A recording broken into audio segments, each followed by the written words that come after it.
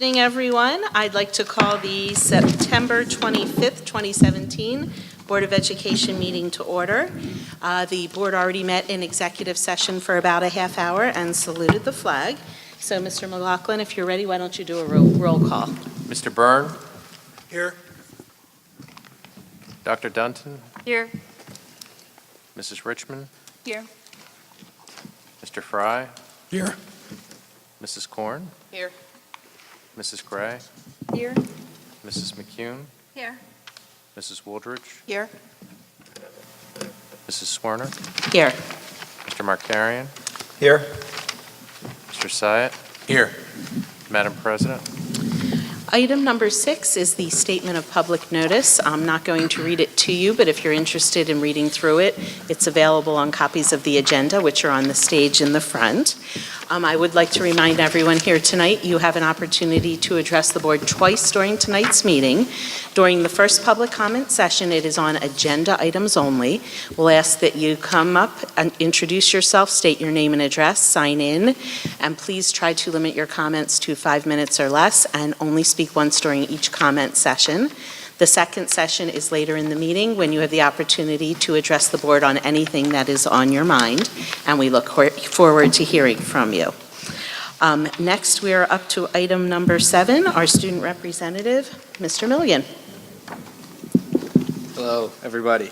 So last week we had our class student government elections for the whole school, and then we had our first meeting on Friday after everybody got elected. There were no big upsets or anything, but during the meeting we talked about Spirit Week and new ideas for homecoming, and everybody has some great ideas. I think it's going to be a really good year as far as student government is concerned. And then a big focus as far as student government that we've been focusing on this year is school spirit. And I think even in the first 2 weeks we're seeing a big shift towards Ridge Pride. Our first 2 football games, we've had some of the biggest turnouts that we've had in the past 5 years. I know at least the Westfield game, there were 2,500 people there, and they stayed the whole game, which hasn't happened in years. And then even the next day for a girls' soccer game, there was a big turnout as well for a 10 o'clock game on a Saturday.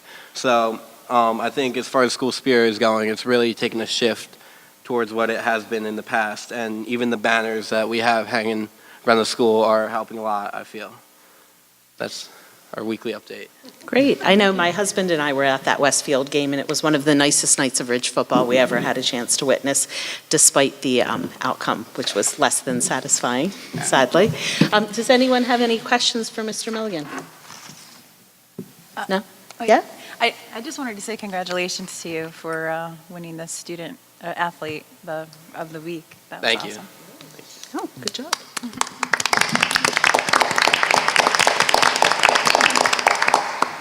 Any other questions? All right, you are always welcome to stay, but we don't mind at all if you prefer to go home and get your homework done.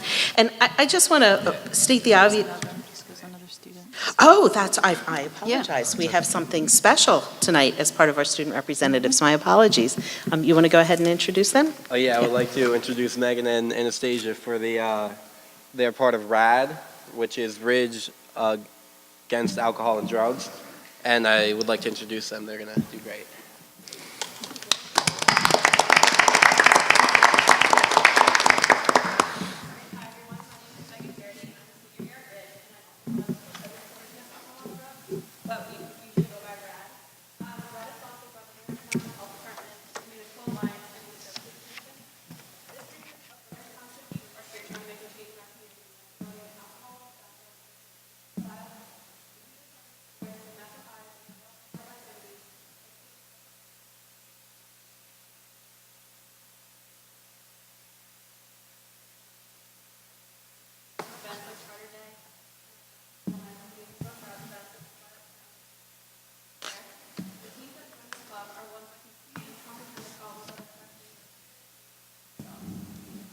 Volunteering their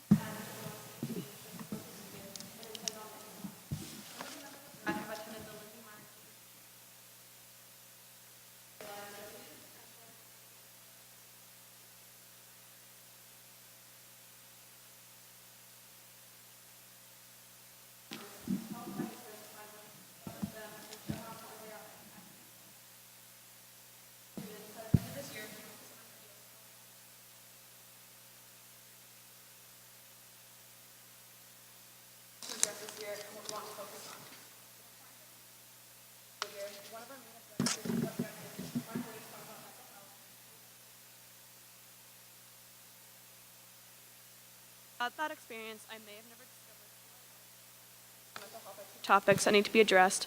At this time, Anastasia is going to talk a little bit more while we're here. Hi, my name is Anastasia Madavian, and today I want to talk to you about mental health at Ridge High School. First of all, I'm not here solely for my own benefit, nor am I here for Megan and I's, nor really Ridge Against Alcohol and Drugs, or even the Lindsay Maritine Institute. I'm here for the hundreds of students at my school who aren't here, who are suffering from these issues and need your help. Mental health is a prominent issue that has emerged over the past few years, and it is something I feel incredibly passionate about. It is something nearly all of us in high school deal with in some shape or form, and it is something that we cannot handle with proper resources. As of right now, these proper resources are not readily available to us, and we need them to be. Something I've been concerned about that is present in our school community is this stigma that somehow mental health is less important than physical health. Why mental health is valued less than physical health, or why a mental health day isn't considered a sick day. And I ask people in our community this, and I ask them, well, why do you think that mental health is ever considered less than physical health? And the answers that I get are, well, physical health is life-threatening. You need help right then and there, or you could lose your life. With mental health, it's not as serious. And my response is always, well, you've lived here for the past 2 years. Have you not seen that mental health threatens lives? Because it's taking them in our community, and we need to make a change. This is not hypothetical, nor is it something I want to be saying, but it is the fact. It is the truth. And continuing into 2018 and during 2017, Ridge Against Alcohol and Drugs is trying to make a difference, and we're asking you to help us. We have such incredible resources in our school community that I've discovered over my years at Ridge High School. Having student assistant counselors is something I feel so fortunate about, and it is something I'm sure so many students don't get the opportunity to have. However, I had to try so hard to find these resources. I was also excited to see them at the beginning of the year presentation. However, when they left the stage, I still heard kids around me saying, wait, what do they do again? They got up and they talked to us and it was awesome, but sometimes kids don't pay attention and it wasn't clear enough. And the kids around me weren't freshmen, they were seniors. We've been at Ridge High School for over 3 years and still the kids around me, seniors, did not understand what student assistant counselors are there for.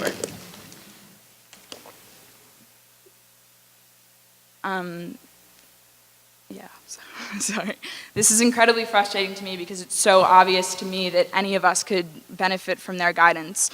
And that is resources going to waste because no one is telling the students of Ridge High School that they have it and that that's a safe place. Guidance counselors should be telling freshmen about these resources as the SACs at the beginning of the year, giving them a physical sheet of where to find them or that they are a safe place. You may be wondering why a group with the title Ridge Against Alcohol and Drugs is focusing on mental health. It seems a bit unrelated. However, this is because as the issues in this town change, so do we. In the past, this group has worked tirelessly to prevent underage drinking and drug use. We've created so many programs to help make a difference in the issue.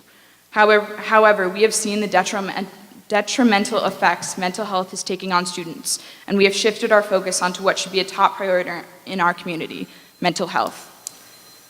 We have created programs like Out of the Mouth of Teens, where we educate parents and adults in the community on why teenagers are suffering so much. We've created an entire day at the middle school to show them why they're empowered, called Empowerment Day. There are so many others we've created, like the Mental Health Fair, and this year we have even more. We were involved in the first Suicide Prevention Week at Ridge High School, which provided resources to students during the first week of school. We want to thank the PTO, Mr. Krause, and the Municipal Alliance for helping sponsor that program. And in the 2017-2018 school year, we would like to work with the counseling department as a whole to discuss how we can better serve our students and how we can work constantly to provide our students with the best resources. We hope to meet with our SACs to discuss ways to put their information out to students so they understand the benefits of meeting with them and utilizing their services. RAD plans to help promote the mental health first aid training sponsored by the American Foundation for Suicide Prevention and the Health Department on November 1st, and their endeavors for youth mental health first aid training in the winter months. We had a hand in the town's first Pathways to Mental Health resource fair last April, and we are planning it again for March of 2018. The point of me giving all the examples I have just mentioned is to say that we've shifted our programs because it's what the community needs. We are asking you to do the same. We have several presentations and speakers throughout the year that are amazing, and they talk about alcohol and drugs, but it doesn't make sense to me why we don't have any for mental health. Right now, mental health should be a top priority, and to me, it's not up for debate. It needs just as many presentations and programs as drug and alcohol prevention. There's no reason for it not to, because in the end, grades in college and applications, none of that means anything if you're suffering while going through it. None of it matters if you can't get to it. So I am telling you, on behalf of the students at Ridge High School, we need your help. And as of right now, we're not getting it. We are telling you that something needs to happen and something needs to change, and Ridge Against Alcohol and Drugs is working to make that change, and we hope that you can work with us. Thank you. Does anyone have any questions? And first of all, I want to apologize to my colleagues with this new configuration. I'm having trouble seeing all of you, so you might have to jump up and down or raise your hand or speak up if you have a question. I think on behalf of the entire board, first of all, I want to thank Ms. Garrity, Ms. Madavin, and all of RAD for all of the incredible things you do in support of the students and our community. I saw pens scribbling furiously over here at Mr. Markarian.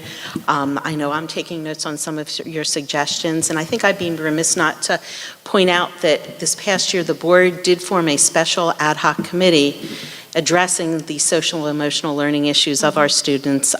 Some of the things that you mentioned, I think, are already being addressed. This is not falling on deaf ears, and I suspect that my colleagues who sit on that subcommittee have been taking some notes too. So this is an ongoing effort. It's one of our goals throughout the year, and it's not going to fall through the cracks. We're very aware of it. So thank you for your time. Thank you for coming to speak with us tonight. And now I can say to all of our students who are here tonight, you're welcome to stay. If you prefer to go home and get some homework done, if that's better for your mental health, please go do that. And thank you very much for coming out.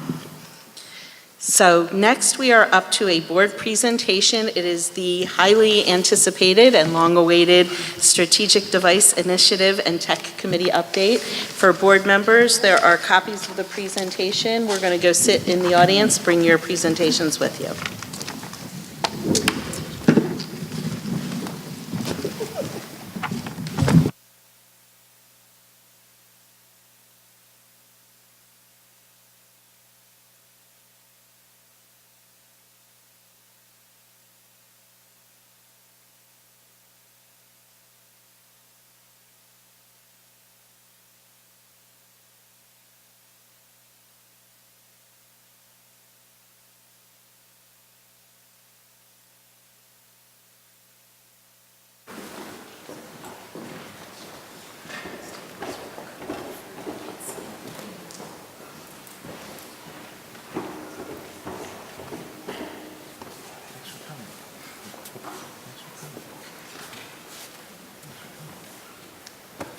So just quick introductions. My name's Nick Markarian. I'm the superintendent, and here with us tonight to help us with this presentation are Tom Miziak, and he introduced himself as Supervisor of Science and Technology, and our new Director of IT. Welcome, Alex Blinder.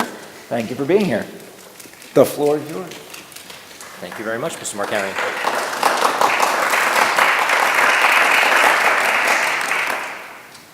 So good evening, ladies and gentlemen, members of the Board of Education. As you noted, the highly anticipated update on a year-long work from the Technology Steering Committee. We're going to dive right into it just because there's a lot for us to get through. In tonight's presentation, we are going to take you through the various site visits that we've been on, the extensive research that the committee did, the stakeholder surveys for which we did student, staff, parent, our grade band subcommittee work, which is relatively new. That part hasn't been recapped at any previous meeting.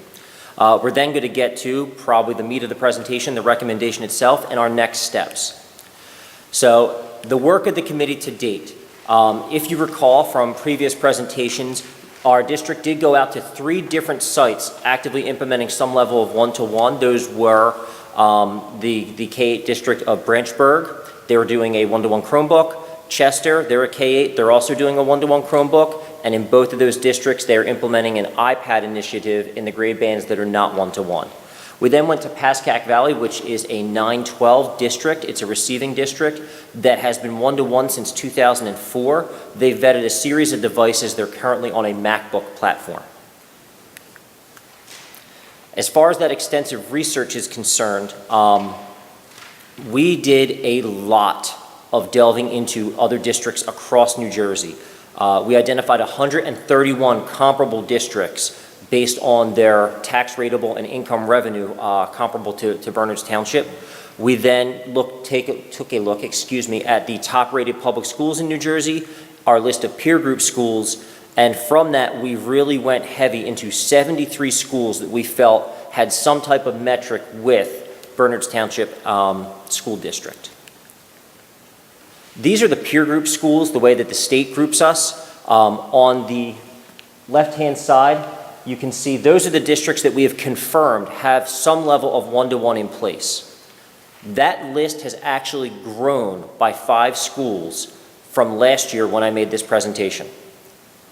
On the right, I would be remiss to say we have no information available. Those are districts that either haven't updated their websites, did not return our contact information, have outdated technology plans on their website, so we were kind of in the dark as to where they stand.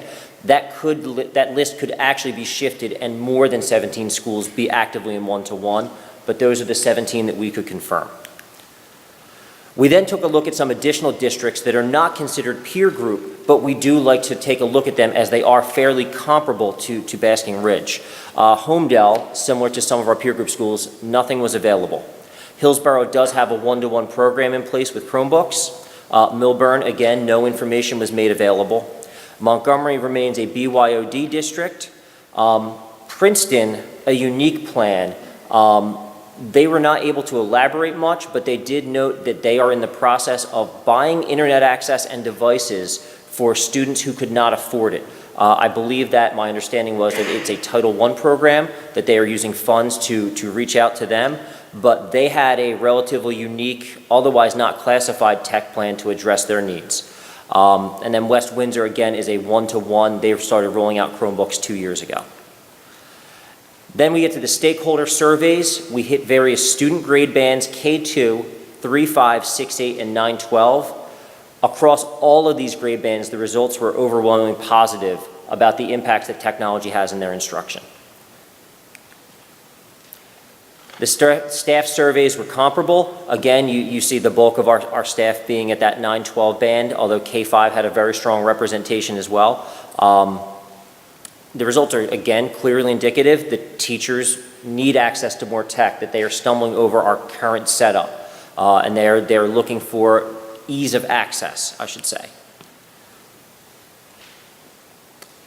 The parent surveys, we got probably the greatest amount of conflicting results.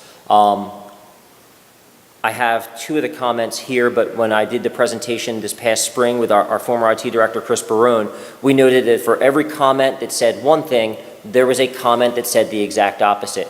And I highlighted that here with the I do not support a one-to-one, and a one-to-one is everywhere and we need to get on board.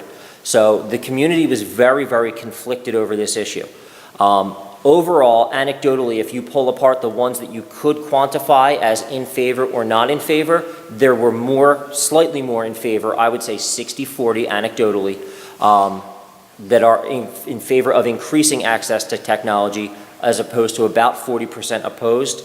I say that because there are some responses that said I would only support this if it was X-type device or Y-type device. I couldn't necessarily quantify that as positive or negative. That one just kind of got put to the side. So the grade band committee work, ripping through again a lot of the stuff that we've presented on before. This is getting into the new stuff that has happened since we last presented. We broke out our committee that had done all this research, gone to all these site visits, looked at all the results of all these surveys, and split into an elementary K5, a middle school 6-8, and a high school 9-12. They reflected upon all this research, and they were asked to go back to their individual buildings, talk to their stakeholders, get more information from the departments, and then report everything back at the end of the school year. To save time, again, rather than take 3 separate slideshows of about 20 slides apiece, I have condensed those results, but we did make those full slideshows that the subcommittees made available to the committee at the Board of Ed. They are available. You can hit these. These will be hot links once they are posted on the district website. For the 9-12 committee, starting with them first and looking at this simply from a pros and cons standpoint, the advantages of an SDI, they outweighed the concerns. If you look at the advantages, we are looking at things that would increase our ability to provide instruction, increase 21st century learning skill increase, student engagement. As for the concerns, staff development is something we can address. That's well within our control and easily able to shift from a concern to an advantage. Same thing with academic integrity, something we can easily address through some softwares that Alex Blinder has been talking to me about that we can look at. And for the social media off task, that's really an issue that the staff noted was tied to our current platform with BYOD and an inability to control a device that is not necessarily even connected to our network, but could be running bypass our firewall because it's using their own data plan. So that was a specific one linked to our current status. They really went at it as far as breaking down into the various departments and sub-departments and looking at this for the different content interest groups. So you can see on the right side of the screen there all the different sub-departments of the high school and how the committee interacted with each of them to get feedback from all the various stakeholders there. Overall, the advantages significantly outweighed any of the concerns that they had. Probably one of the biggest things we saw come out of that was that the current technology access is not working for a bulk of our staff. They're finding it a little cumbersome. They're finding that they're making adjustments to instruction to get access rather than use the technology when it would be most beneficial. 6-8 is going to be fairly comparable. They are not a BYOD building, so they did not have that same security concern. However, they'd still worry about the monitoring of devices. When you have a classroom full of 20 students, how do you see what everybody's monitor is doing at once? Again, that is a concern that Alex and I feel we can address through some softwares that are out there embedded on some district devices. So some more on that to come. It does create the greatest advantage. You know, as the middle school team looked at everything, it does give them the greatest advantage to meet individual student needs beyond what they're currently doing. Again, you see the 21st century skills. That's going to pop up again in a moment on the 3.5 band. And it's for them that proven access to the most vetted and recent resources. A textbook could be out of date as soon as it's printed these days, but an online resource is updated pretty continually. And that's something that the middle school committee really took to heart. Again, it was overall positive in favor of increasing current level of access to technology.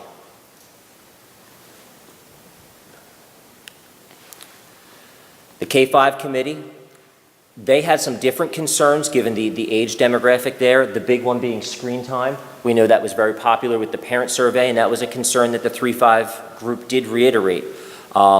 They also looked at this from a slightly different standpoint because they are not departmentalized the way that the 6-12 teachers are. They looked at this more from a curriculum and instruction standpoint as opposed to the individual contents. They did overall see that as you look at that, the advantages far outweigh the concerns, and through staff training, they felt that they could adequately address those concerns. So this is, I guess, the moment everyone's been waiting for, and if we had a drum roll sound effect, it would be appropriate now. The findings of the committee, based upon everything that has transpired to date, a year's worth of work, site visits, research, all the stuff behind the scenes, this statement, I think, sums up the position of the committee, everything they found. At all grade levels, the benefits of increasing access to technology far outweigh the concerns.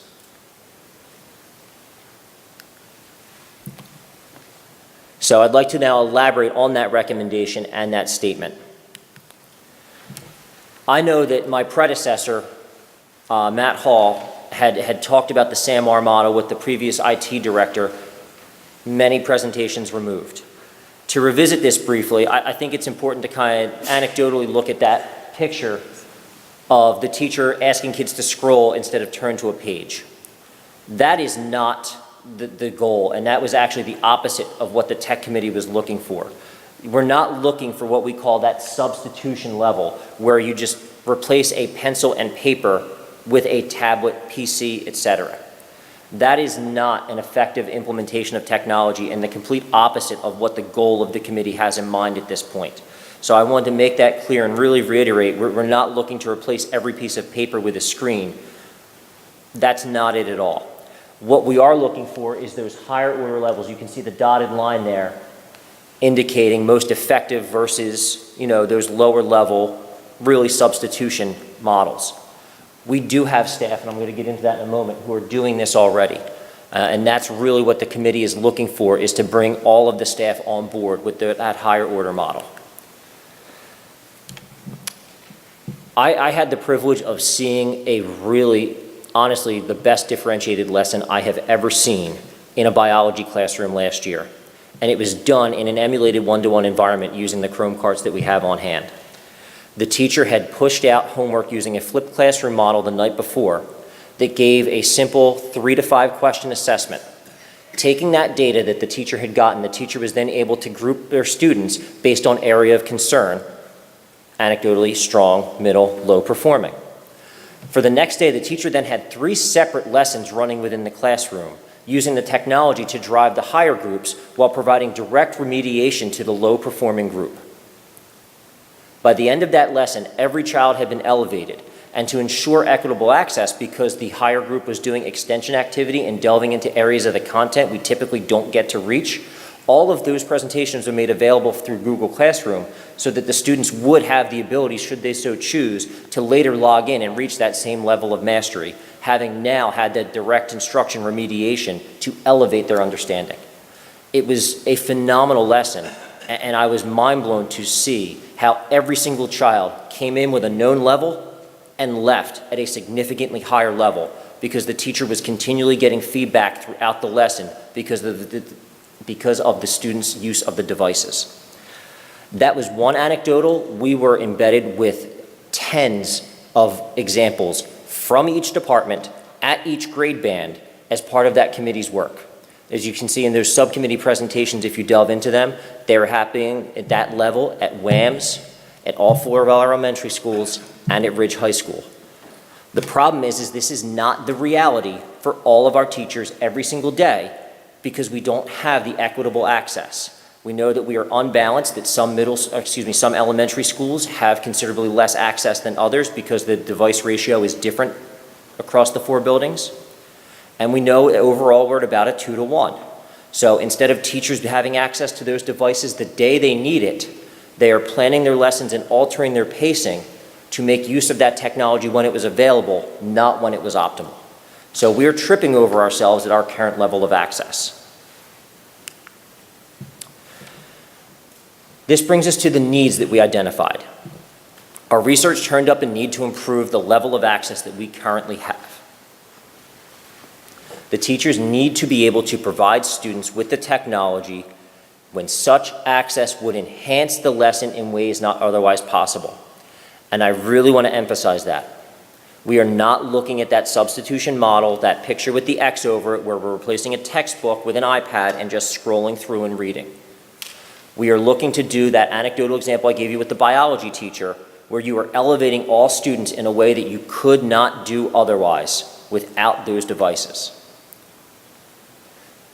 To do that, those devices need to be readily available such that as student need dictates, you could send a child over to the iPad cart in the corner, or the Chromebook cart in the corner, or the device cart in the corner, and have them get that access and ad-lib that lesson based upon the feedback you were getting in the moment. Again, that is not our reality at this current time. We need to train the staff on doing that, because to simply make such devices available at the snap of a finger doesn't mean that they're going to be hitting those higher order lessons. I'm confident it would start with a little bit of substitution as teachers get comfortable with the access, but without proper professional development, we are not going to get them to those higher orders, to that modification and beyond. Beyond that, and what my counterpart would specifically be able to speak to, the district needs to invest in an infrastructure to support those devices. We simply can't flood the building with devices and expect our network, our servers, our backbone to hold up. We know that we have a need there to address it in order to support any increase in technology.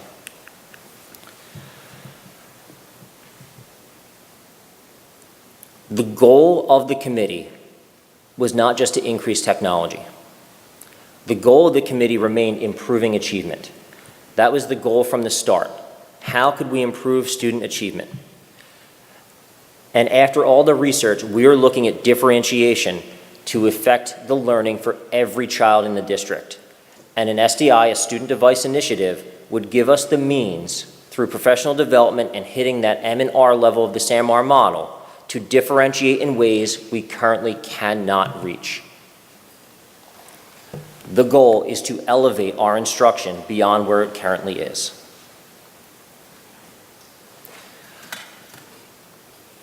This is an interesting thought. 17 of our peer group schools are already confirmed as one-to-one. Does Ridge continue to maintain itself as a superior district if we do not consider 21st century needs and the changing trends in education? That came up time and time again in our committee, which led us to this proposal. It is a breakdown by grade band and it is a 4-year plan, so please bear with me. K-5 in year 1 would be the target grade band.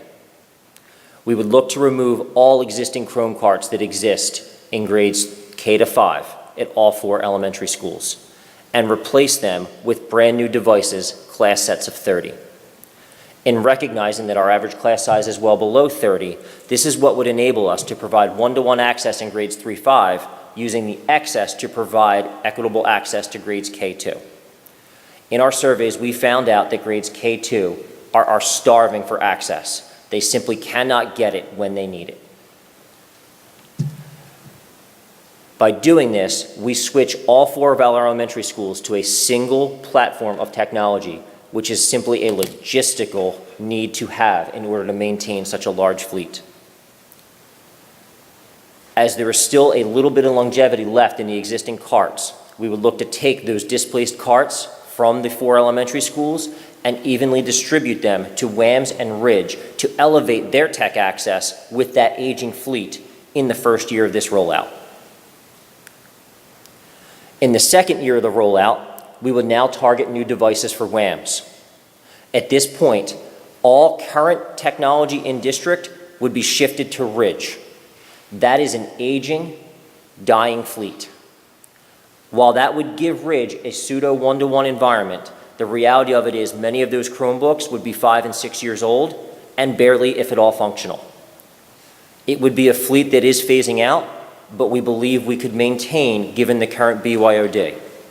With that said, that would be the final year of BYOD at Ridge High School, as we now are one-to-one with new devices, grades 3 to 8. In both models, the devices stay within the classrooms. They do not migrate from room to room with the students. They do not travel home with the students. They are married to the classroom so that when the opportunity to hit those higher levels of the SAMR model are available, the device is present in the classroom. This way, we do not have that distraction factor in things like study hall or lunch, nor do we run the risk of additional breakage by having the device transport to home and from school. Again, a concern noted by every level in the surveys.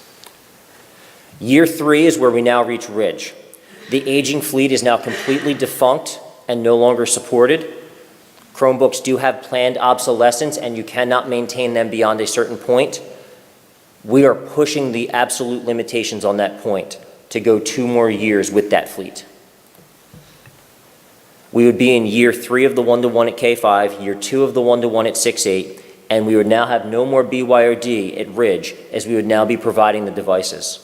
This allows us to instill a brand new level of monitoring and security on students, as there's no need for them to bring their own devices and use their own phones as a hotspot to bypass our network. It addresses that concern of how do we monitor, because we would have different softwares and different things in place to do that.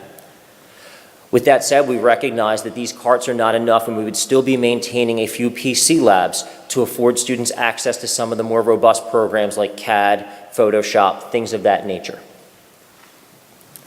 Again, the devices would be staying in the classroom. They would not be migrating with students throughout the day. They would not be traveling home. In year 4, we now hit a state of equilibrium. K-5 is in their final year with those current devices. Typical device shelf life today is a 4-year cycle. This would be the year to assess and determine what the future is for the K-5 band. Continue as is or modify. 6-8 is in year 3 and 9-12 is in year 2. The cost projections, the thing that probably everyone is most curious about, is on the next slide. And I want to make sure that I clearly articulate, one, that they are projections. They are estimates based on pricing today. And two, that they are somewhat ambiguous as we have a yet-to-be-determined device platform if we move forward. Obviously, the type of device you pick is one of the driving factors on the cost. But that projection does include a ballpark estimate for those devices at sets of 30 per classroom, maintenance of existing PC labs, instructional software licensing packages, things we're currently maintaining, as well as additional security and monitoring software packages. And we estimate a 3% breakage repair replacement, that annually 3% of the fleet will suffer some type of damage that will cost us money to repair to keep the fleet in service. Those projections do not include the routine, cyclical, or otherwise already anticipated updates to infrastructure, such as changing out Wi-Fi ports or switches on servers. We did also not include in this projection staff devices, as it is not part of the student need and the instructional need. So those are the numbers. Based on all the things that I just highlighted, in year 1, to address every classroom 3 to 5 with carts of 30 and use the spillover to address K2, you'll be looking at $583,557. It is actually lower in year 2 because to hit all of those classrooms across 4 buildings is more than it is to hit the 6-8 classrooms at WAMS, $493,046. Even Ridge comes up slightly lower than the K-5 need to address all the classrooms they have, plus the robust lab updates, $573,686. Year 4, as I noted, is the equilibrium year where we would be assessing the future of the plan, and you see a very significant drop-off to $72,260. That is simply breakage and maintaining all of our existing software licensing, which is an annual renewal fee. Which brings me to the status of our current fleet. Within the next 3 years, every Chromebook that we have today will not work. So we added in here the cost it would be just to maintain the current fleet. I did this as an annual average cost across 4 years against an annual average cost for 4 years I just presented. You'll note it is pulled down significantly because of the year 4, only $72,000 line item. But I spread the cost to maintain our current fleet versus what the proposal would be.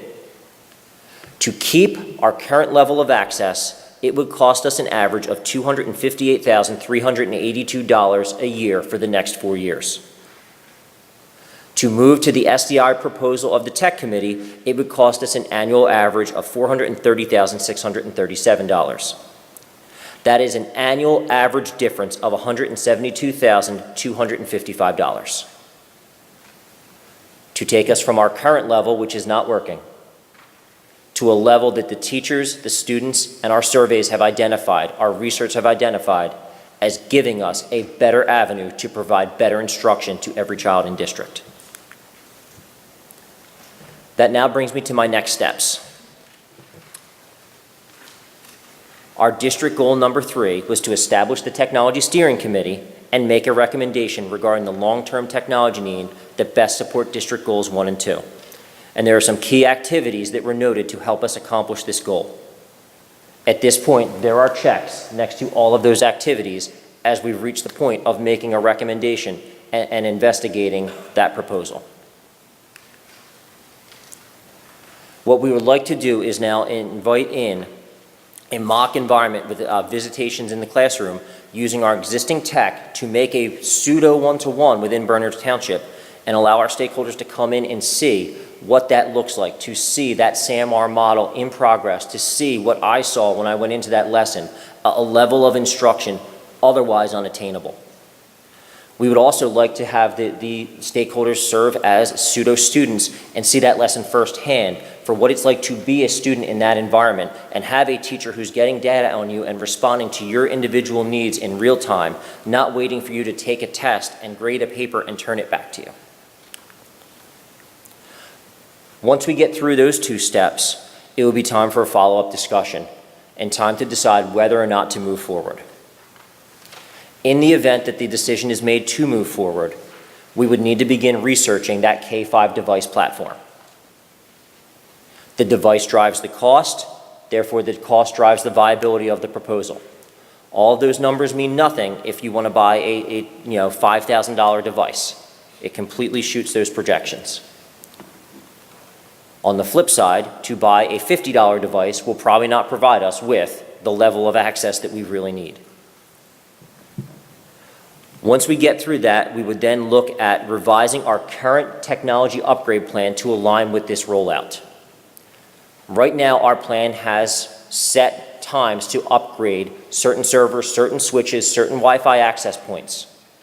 If you're investing in K-5, then the investment to upgrade all the network needs, the fiber, the Wi-Fi, everything, has to start with K-5 to ensure that that fleet is optimal.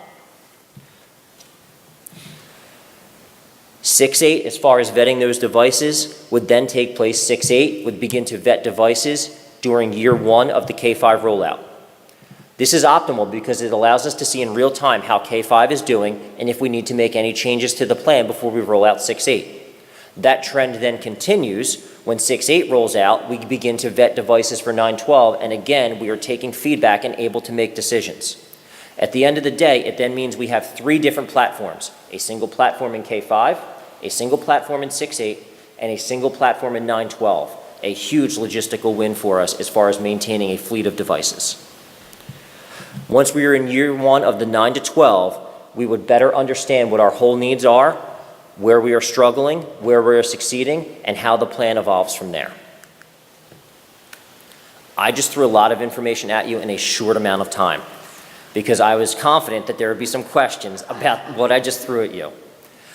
With that said, I must welcome on his 1-month anniversary, Alex Blinder, who was not present for any of this research and has done a phenomenal job playing catch up. Anything about the actual technical specs, I know that there are switches on servers, that's him. Anything about the research, that will be me. So at this time, I would love to entertain your questions. Do we have a mic? Yeah, I'm going to grab you one. Okay. I'm going to take a sip of coffee while he gets that.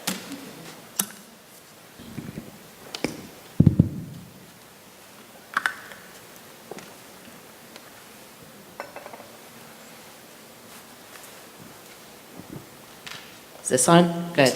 First of all, I want to thank you and the entire Technology Steering Committee because I know you spent a tremendous amount of hours working on this last year. I particularly want to thank Mrs. McEwen and Dr. Dunton, who I know sat in on some of those meetings representing the board, and we really appreciate this thorough presentation. I've got quite a few questions, starting with, just to make sure I understand correctly, roughly, it would cost us a year about $172,000 more over what we'd be spending anyway to displace existing technology to move forward in the short term. Is that That's correct. I mean, even to be safe, let's say $175,000, just making a nice rounded figure. It's a little over what I just said, but a nice 175, good number to work with. Okay. Beyond what it would cost us just to replace everything that is about to fail. Okay.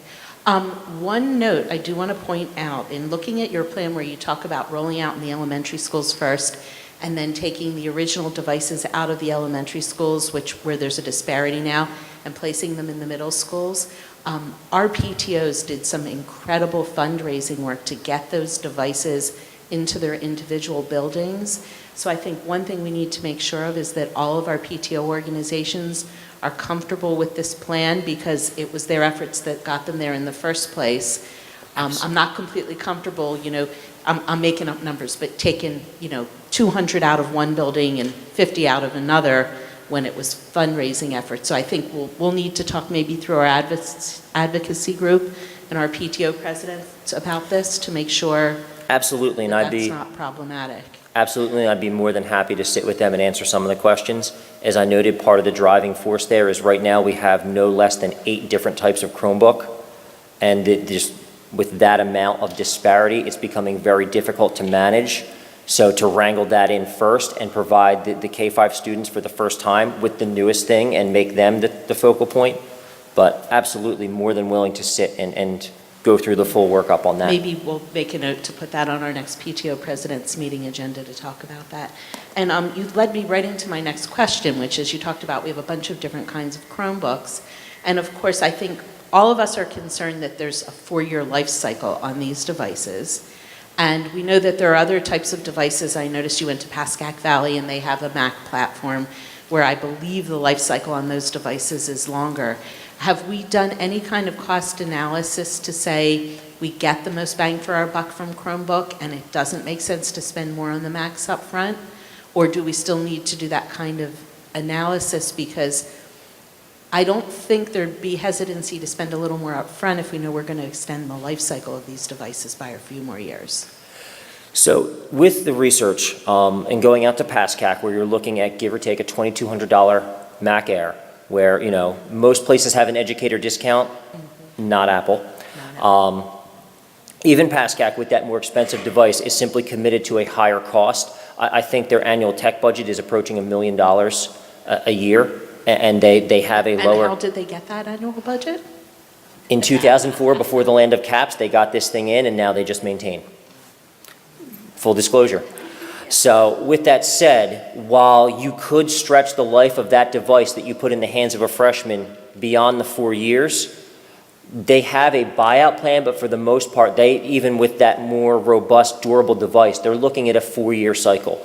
And that tends to be the norm because a student at 912, it's a 4-year cycle before they leave your doors, and that tends to drive beyond just the viability of Chromebooks. I think that's actually where the Chromebook drew its designed obsolescence from, is come up with a device that could survive grades 9 to 12. So I think that 4-year tends to be the norm just because it's a manageable amount of time where you can say this is a device, we'll carry this device, and in year 3 we'll start to reassess. Do we stick with the same level of device? Do we go up to a higher model? Can we get that by with a lower model? Or maybe in year 3 we say, ooh, maybe we can get 2 more years out of it before we replace. So as I noted, I would be stretching to push those Chromebooks as far, a little bit of duct tape on the keys and it'll be okay. To get it to the time it's ready to hit the high school. All right, and I'm selfishly hugging the mic. One more comment more than a question, and then I'll pass it along to other colleagues. I think as a board, we consider ourselves stakeholders, and I know there's a great amount of interest in us getting into some of the classrooms in as unintrusive a way as possible to see some of these lessons and how educational outcomes are impacted by the use of these devices. So if there's any way that could happen in small groups, we wouldn't all 9 show up at once. That would just be awful. But that would be really appreciated. Absolutely. And thank you for all your work. Who else? Linda? Yeah, you mentioned infrastructure upgrades, but I didn't hear you really talk about them in detail or provide cost information. So I'm wondering, I guess I'm asking for more detail on that. Absolutely. So this is where I'm going to have to defer to Alex, but part of the issue there is the ambiguity. We have an existing cycle. We know we have a blade chassis that is in need of upgrades, and we're looking at cloud solutions. We know we already replaced some switches, but there's a lot that's going on there. We know we have fiber that we have to replace in some of the buildings, and that's all part of our cycle that's already been accounted for fiscally. We know that that's part of the plan. However, if we invest in this and target the 3.5 first, we may have to swap things that were docketed for year 3 to year 2 and vice versa. So as far as cost projections are concerned, I didn't address that mostly because it's already accounted for. It's just we may have to reprioritize things as far as where they fall in the sequence based off of that plan. But I'm going to defer to Alex to talk more specifically because I exhausted the limit of my understanding with all the tech I just threw at you. We'll have to upgrade the switches. We'll have to increase the bandwidth a little bit, but we're going to have to do it anyway. Okay. Even if we don't do this plan, that's just part of the cycle.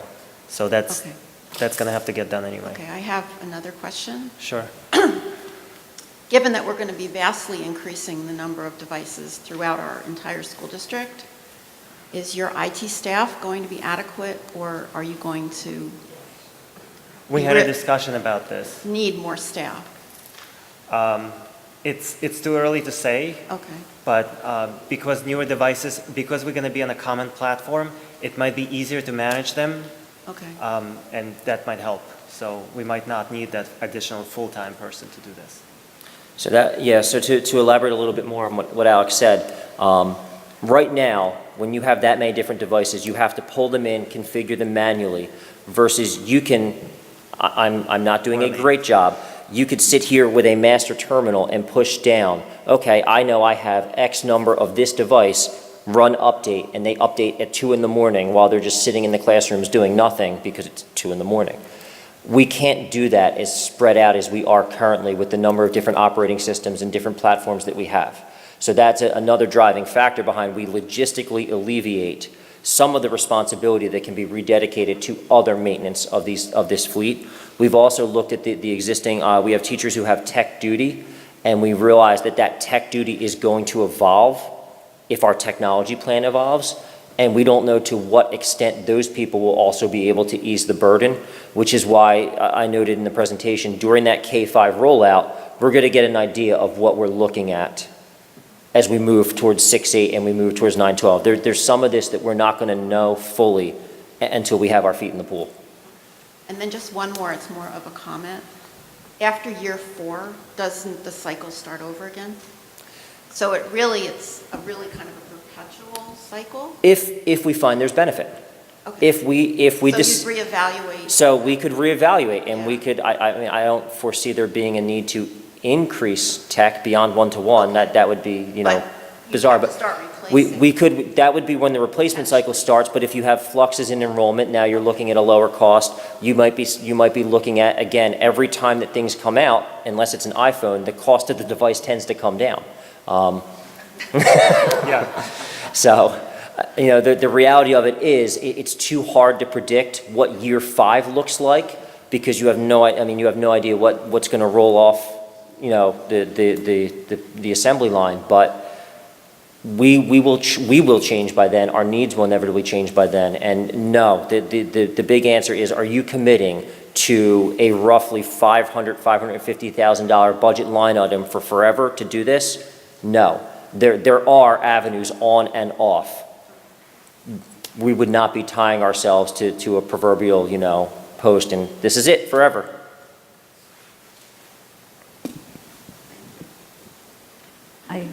Some of my questions were already asked, which is good. Then I won't sound like I'm asking 10 questions. So my questions that are left are about professional development. Absolutely. So I went on a couple of the site visits that you talked about, and there was a lot of discussion about how important it is to have professional development.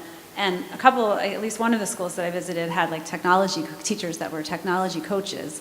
So I was just wondering what your thoughts were about the rollout and how it would work. Obviously, if you're moving it up, the primary year would be in the elementary school, so that's where the PD would happen. And so I guess that's a benefit to the way that you've got it structured, is you're not trying to do the professional development at all the schools, at all the grade levels at the same time.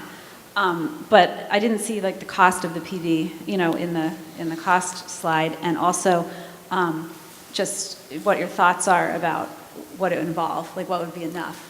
So cost is an interesting thing because if we run it in-house with our people, you're looking at a relatively, approaching zero other than sub-cost, which is give or take $100 a day per teacher.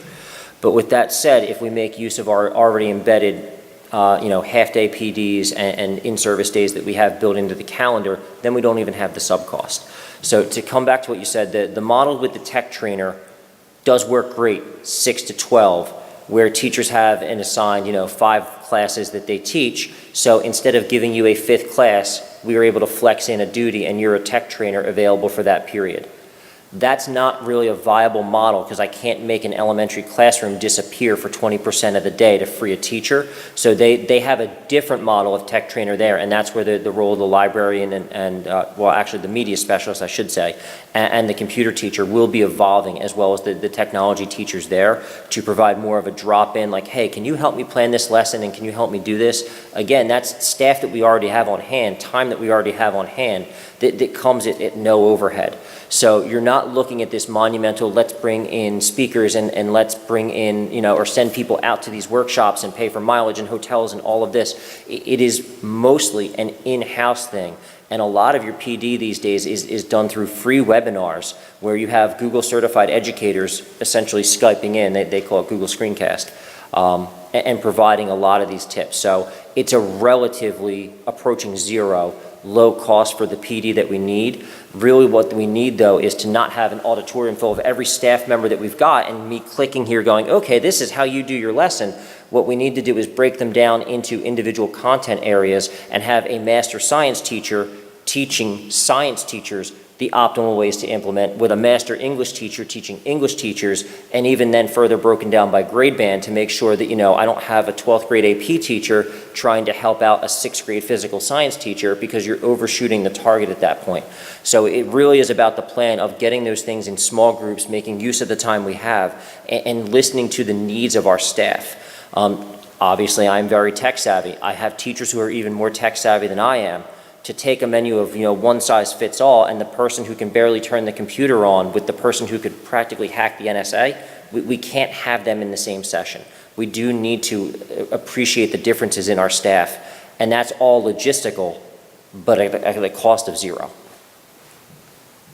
Okay, and then, what was my other question? Oh, I was just curious because it's been a while since I looked at the breakdown in the surveys, in the staff survey. Was it broken, is there a way to break out by subject area in 6 to 12, the teachers' responses? So I was just curious, like if some By subject- both. I can do that. I can actually do that by both. Feel much more of a need than other subject areas? So what's interesting at Ridge is that you get this pseudo-inflation of I'm doing okay because of the BYOD, where there are teachers who I will target physics, for example, because they have 6 desktops in the classroom, plus students who are bringing in MacBooks.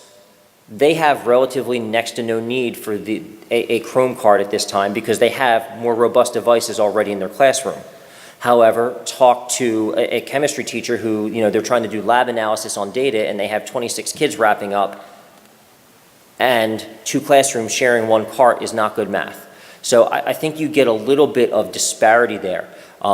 You have less of that at WAMS. At WAMS, it's such a clear image that every department is suffering, and we called it shadow sharing, where I have a cart of 30 and I have 26 kids, so I've got 4 spare and you've got 3 spare, and there's people going down the hall clipping these spares to put this Frankenstein set together to address their needs as well. I think in all honesty, WAMS is beating on our devices the most right now because they don't have a BYOD to ease the bleeding, and they do have tech who are master professionals at technology integration, who are at the absolute top of that SAMR model and are recognized by their peers for that. And I had one more thing.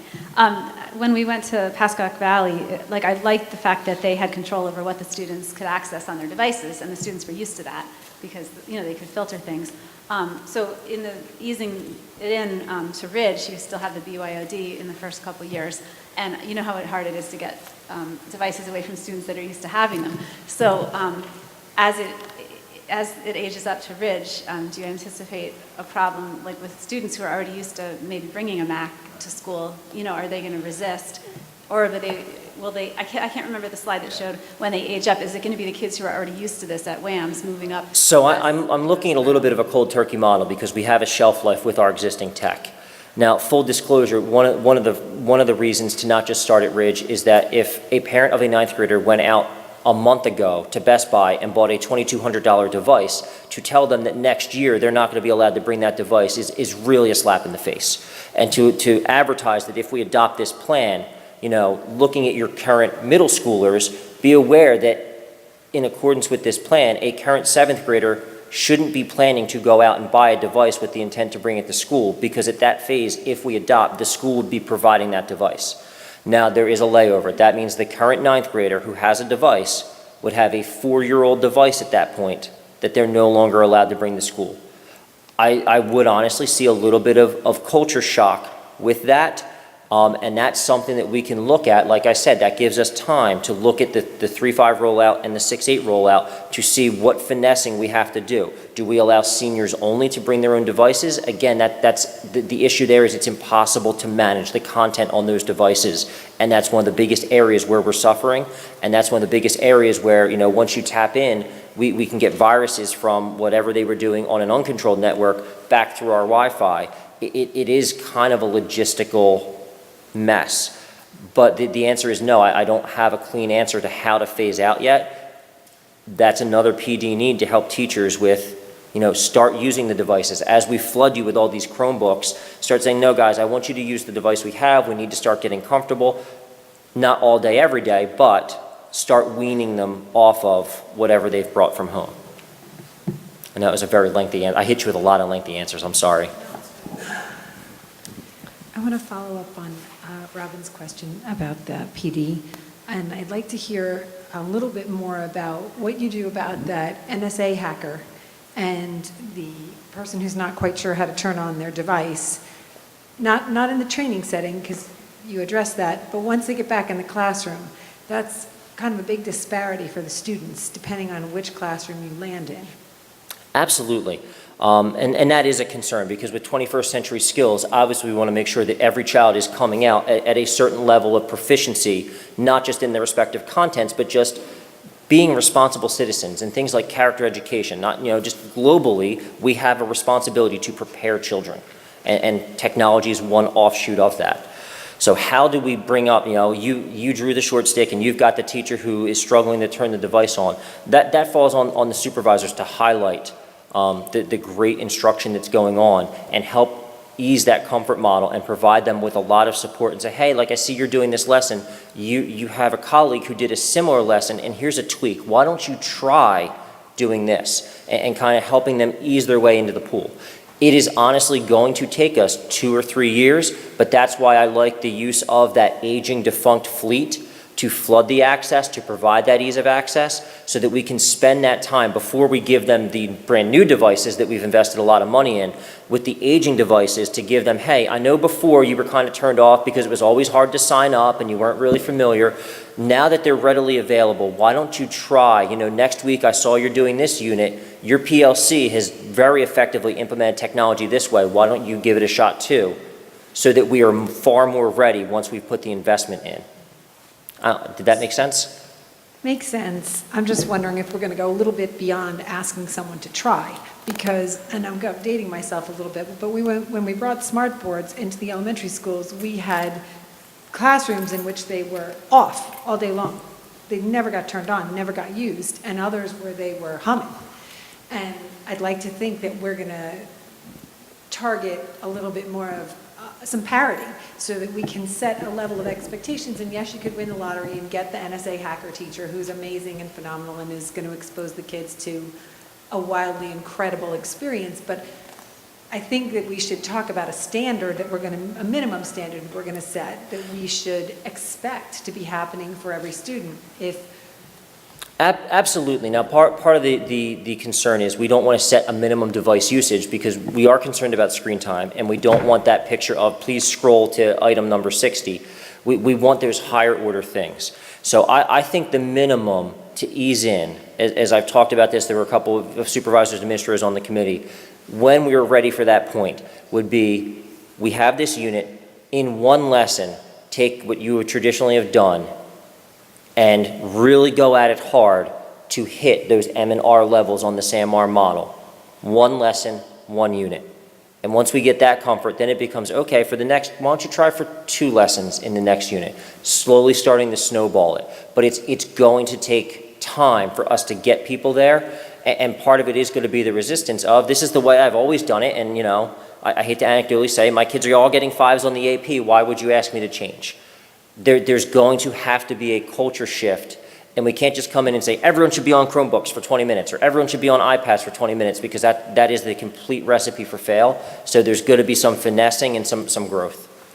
I hope I didn't suggest that was what I was saying. No, I'm just... I was trying to say that that we set a minimum expectation, not for minutes, but for the classroom experience to involve like a minimum equitable experience. And then if it gets enhanced because you happen to be in the classroom where there's a teacher who's a little bit more savvy, so be it. The one without the tech-savvy classroom might have something else that they bring to the table, so that's fine. But just to set some kind of a standard to say, and maybe it is one lesson in the first unit and 2 lessons in this, however, but we didn't really hear that, and maybe we'll hear more about it in the future. Absolutely, and that's, like I said, that's part of the organic, let's let the plan digest and look at, the cost and all the benefits and the targeted grade bands. But to your point, I think part of that is organically already happening now just with Google Classroom.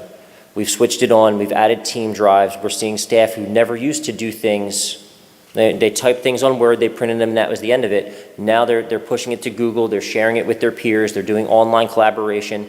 It's happening organically from that respect, so I feel like we would be in a very strong position once we had a clear plan out there that said, here it is, here's the stick in the sand, this is what we're going towards. So over the coming months and years, we're going to look for this progression.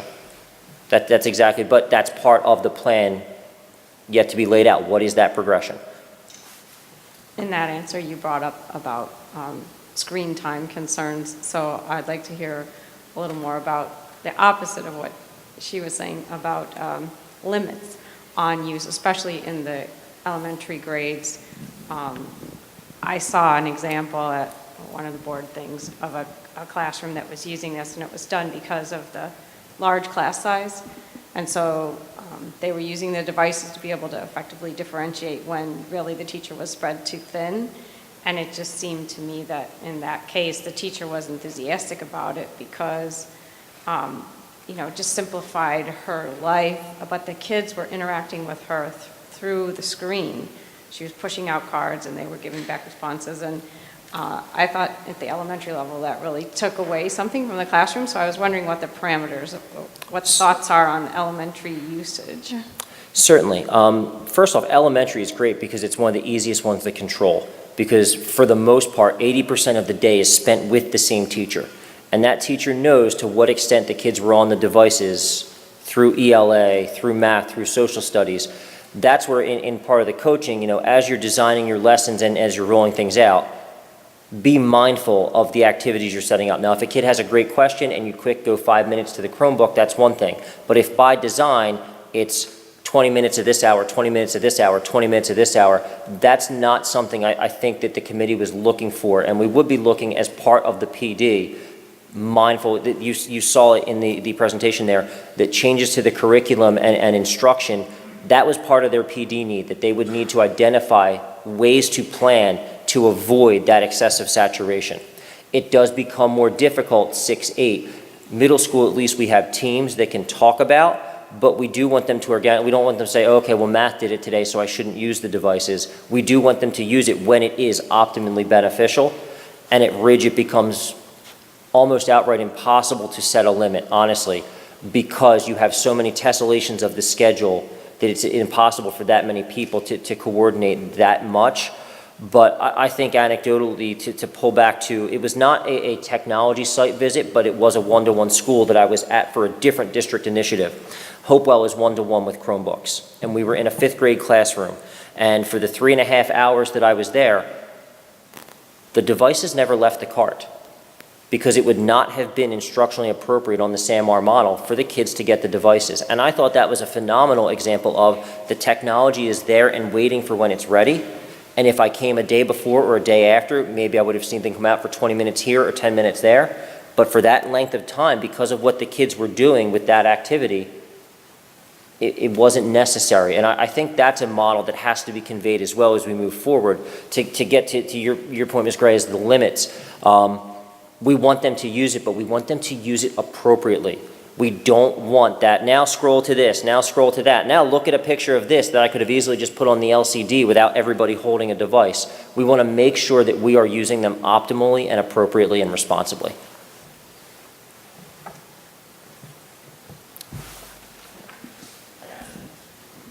Thanks. That pretty much answered you asked my question kind of about the limits, because although I'm not anti-technology, I have to say I'm not a huge fan of technology, because I have 4 kids, and to get them off their technology is a daily fight that I don't feel like having to. It's being, oh, but they say in school it's great if I'm on technology all day. So, so that being said, I mean, that's what I was worried about. I was worried about, especially in the lower grades. I really don't think K-2 should have technology at all, like 0 technology. Because although you say the 21st century skills, those kids have I see 18-month-olds with 21st century skills. So I don't really see the point of teaching K-2 how to use technology when they already know how. And when they need more, to me, in my opinion, the tactile, the teacher, just, it seems to me better for them. And I know you're saying it's 3 to 5 who would get the one-to-one. And even that to me is, I don't know, I just have questions about it, because really everything I've read about technology in education, technology in the classroom, nothing's ever really said that technology enhances learning. And I can see how I guess, especially in the higher grades in the high school, where there's something you can't see at all unless you pull it up or have it on your Chromebook. But that's just my worry, that the teachers become too comfortable to, here, take the Chromebooks and look this up and sit there for 45 minutes. And that would really upset me that we were doing that to our kids. I don't want that to happen. I think it would upset all of us, to be perfect. Like I said, we are looking to increase instruction, not provide the really fancy, shiny replacement to the pen and paper, and screen time is an absolute concern. I would say on that model, where you're looking at carts 3 to 5 with the excess devices, we have a teacher at Cedar Hill, we call it the dish rack model, where they put 6 devices with some zip-tied chargers and a power strip so that a teacher can take a bin and they can have that stations model. And that really does enable them to work a really good monitoring of usage. And because of our current level of access, that's available to those teachers on like a once-a-month basis, depending upon the building. So very limited. The teachers are doing that not as okay, let's learn how to type. They're not looking at that type of activity. It really is a higher order engaging activity that they're spending on their time, something that otherwise they couldn't do. For example, to look at something with the peppered moth, where it's a great case study of evolution. You will get so much more out of a 2-minute video clip and be able to move at your own pace, as opposed to any amount of lecturing and worksheets and other presentations I could give to you. Yes, I could play the video here, but the ability for you to move at your own pace is where the differentiation comes in, and the ability to play that back and get real-time feedback.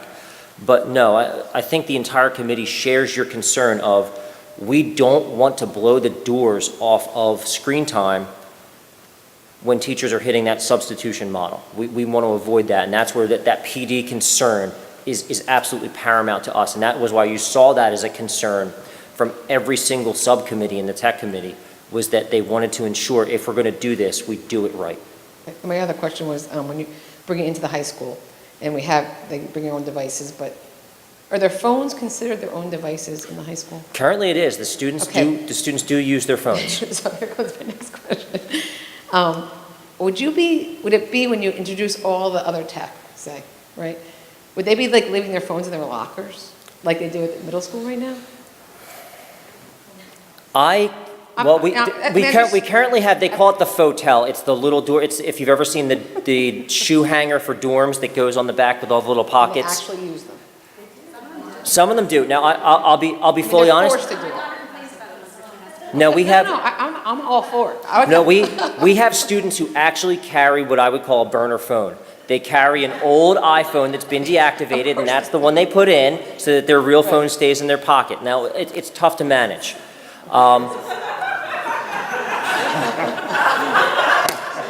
Our superintendent has a burner phone. How do you feel about that? That was real. But no, I can't write policy for Mr. Kraus. It's his building. And for me to, wouldn't be my place. So to say it would emulate the middle school, I have no idea. Well, I'm just. But I'm just but thinking, yes, have I the think phones- I if think they at had that the phones out point, and it'd be like a, if it is kind the of middle of competing- physics class and the kid is doing this, they can no longer hide behind, I'm using my device to look up the No, you're not, because I gave you a device that was appropriate. So I think we would have to totally revisit our AUP, which is something that we already have on the docket. And I think from there is going to be a little bit of a culture shift, because right now kids, they think it is okay to have the phones out. I think that also allows us to crack down in study halls and say, like, if we see the phone, we are taking it. And I know I'm not trying to write policy right here now, but it gives us greatest flexibility and greater control in an area that we know we don't have it now. Great. Thank you very much. Absolutely. Most of my questions were already answered. What I had to ask was about timeline, and, you said that we already have these upgrades scheduled in all the coming years. I'm kind of assuming that a lot of that work is going to have to be done in the summer when there's nobody in the classrooms. Yeah, you have to take the systems down, you have to do it with power off, and then you have to test it, so it's a summer project. So in terms of this and approving it or talking about it, what are we looking at in terms of decision time making and rolling this kind of a plan out? So in the magical world where everybody jumps on board right this second, which is not going to happen, but I would love it to, we could be ready for an 18-19 school year rollout if we have enough consensus that this is something we want to investigate, at least 3-5, to run the numbers, begin to vet the device, and move forward with that ballpark number. In doing so, it's almost like, okay, the time has come for me to go car shopping. I know my budget. I know it doesn't include a Mercedes, so let's not even consider that because that breaks the budget. But I know as I look at things, maybe there's some features that come off, like I can't afford the sunroof or I can't afford the backup camera. I'm anecdotally saying that, but if we want to move forward, we have a number that we could move forward with and begin to do this. I think it would be too soon. I think first you should come in and see what it looks like, as I noted, Right. those classroom visits. But doing those in early